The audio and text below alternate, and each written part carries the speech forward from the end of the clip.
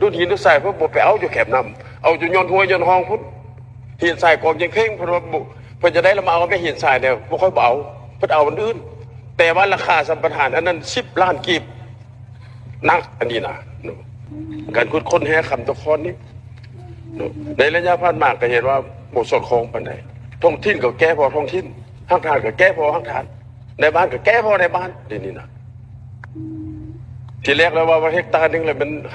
$50,000โอ้มันแพงโคตรบ่ได้เฮ็ดลักษณะว่าดูดหินดูดทรายซะดูดหินดูดทรายเพื่อไปเอาอยู่แคบน้ำเอาอยู่ยนหัวยนห้องพุ่น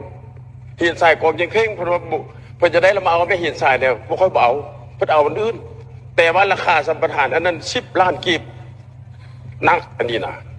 เกิดว่ารัฐน้ำมือน้ำทุกเท่าไหร่แห้งเห็นได้มีซองว่างให้อันนั้นผู้ประกอบการอันนี้เอาเปรียบเอาแท้ว่าแต่วันนี้สมมติว่าสร้างยุทธเลขที่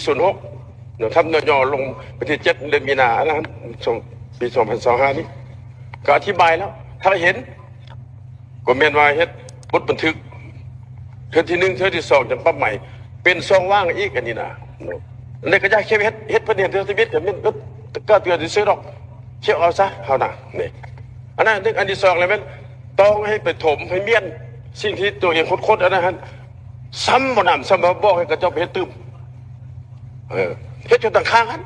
ถมไปน้ำเอ็ดไปน้ำถมไปน้ำบ่แล้วจะเทื่อตัวนี้นี่ยังมีอยู่มาตรฐานยังมีอยู่เลยตามการแจ้งข่าวของประชาชนยังมีอยู่ฉะนั้นวันนี้นี่คือว่าบ่มีก้าวเตือนล่ะคันเอาเราเอาเลยซะดำเนินคดีจัก2-3 บริษัทมันก็หยุดหรอกเขาบอกซะเลยมันเดือดร้อนคือส่วนเขต8มันว่าเดือดร้อนที่สุดเดี๋ยวนี้ประชาชนเนี่ยนะบ่ได้เศร้าคันถามว่าโอ้ผู้ใดมีหลักฐานถ่ายรูปมาไหมเขาถ่ายรูปมาก็ได้แต่มีบึดฉะนั้นเขาก็บ่อยากให้เดือดร้อนฉะนั้นขอให้ทางการเมืองนี่เฮ็ดจังได๋เฮ็ดขอติดตามเรื่องอันนี้ช่วยทางพื้นฐานที่มาหนึ่ง